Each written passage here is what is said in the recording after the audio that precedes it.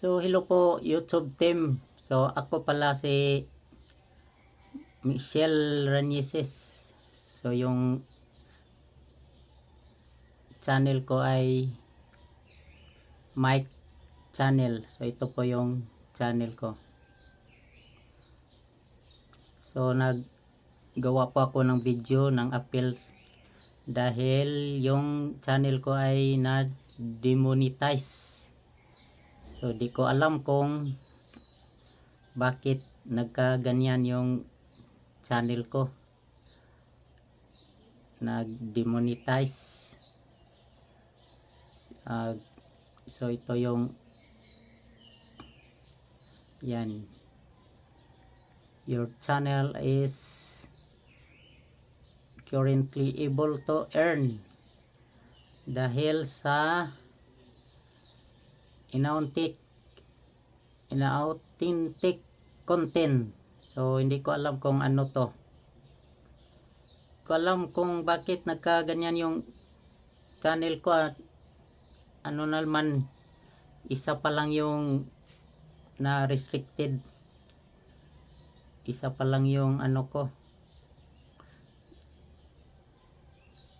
Noong March 3 due to ongoing war Ukraine. Ayan.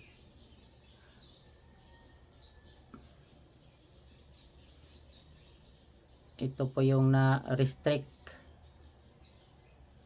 So, ang sabi ko lang ay gusto ko pang makatrabaho kayo.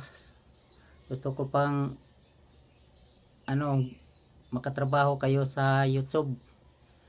So, gusto kong humingi sa inyo ng paumanhin kung ano man yung mga violation ko, nagawa ko. Sana mapatawad niyo ako at bigyan niyo pa ako ng isang pagkataon na makatrabaho kayo sa YouTube. Malaking tulong po yan sa akin na ma-monetize kasi dyan din po ako kumukuha ng pang araw-araw namin kapag may sahod. Ayan, sana po may balik nyo ang aking monetization. Nagmakaawa pa ako YouTube team, sana ibalik nyo ang aking monetization. Ayan, malaking tulong din yan sa akin na ma-monetize. So, ayan, maraming salamat po YouTube team, sana ibalik nyo. Ayan, maraming salamat.